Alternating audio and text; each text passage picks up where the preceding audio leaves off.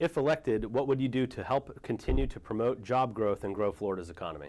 Growing Florida's economy is absolutely key. We've been very fortunate the last few years that we are seeing tremendous growth after the recession, and we have to continue to keep taxes low in the state of Florida. We have to continue to reduce regulation and make sure that we have a fair playing field for all businesses to compete. It's competition that really makes things work. We also have to make sure that government is totally transparent and that we're not selecting winners and losers at the governmental level, that everybody has a fair opportunity to succeed in the state of Florida. I think in order to really continue to build the economy, we also have to build our educational system and make sure that we have job-ready graduates who are out there ready to get good, high-paying jobs in the state of Florida. It takes everybody working together to make this happen. How would you improve Florida's healthcare situation?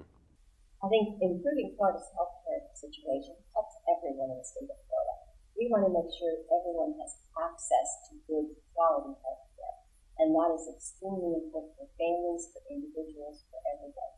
We also have to make sure that there's, again, transparency in our healthcare system in pricing. People know what things are going to cost.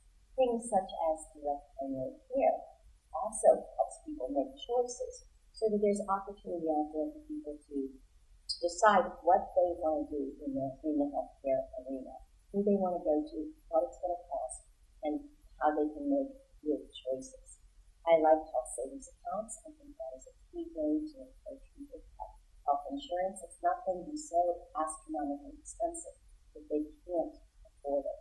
High deductibles with, again, choice and transparency at the primary care level, the local level, to make those early decisions, get treatment early, and prevent long-term consequences. There's a whole lot that still can be done. We're on the march to it, but we're going to continue to work on that.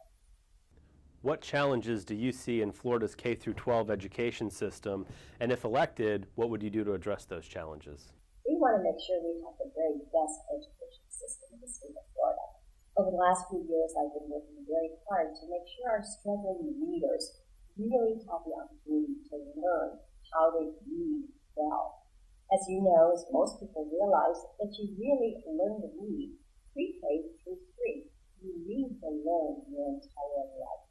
So we need to really make sure we concentrate, make sure our first years are so successful for our kids, working especially with kids with dyslexia, with learning disabilities, and make sure that they are taught appropriately. We're changing how teachers, the kinds of training teachers need at those early grades to teach our struggling readers. We also need to make sure that we have our workforce trained. And I'm a big proponent of what used to be called SHOP in school in the old days when I was there. And we want to make sure that we have all kinds of certifications and accreditations in our schools, in our schools, so our students can learn skills and go out and get good jobs. Apprenticeships, working with our building industry to start those where you can get help. You can get high school credit for them is also a key way. And working with our community colleges in order to help that transition over to the community college for those skills that if they cannot get in high school, they can continue and get college credit while they're in high school for those kinds of skills that will make a successful workforce. I think we are in the right direction. We're going that way. We just have to continue to do